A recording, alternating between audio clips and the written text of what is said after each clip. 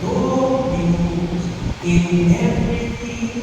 in everything, love and serve the Lord. Malalaman niyo kung tunay kayong nakapasok sa mga mahal na araw.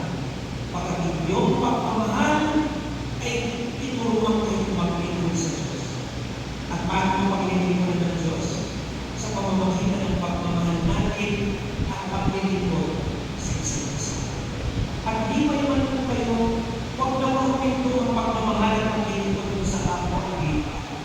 Ilabas dito sa ibang mga Katoliko, mga Iglesia, Protestante, mga ibang galing sa ibang sekta.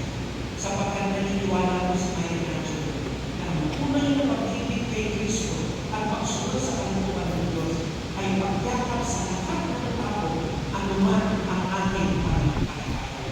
Sapagkat lagi ang kasalanan ay ang dakilang pag-ibig. Pinagkakasalan mo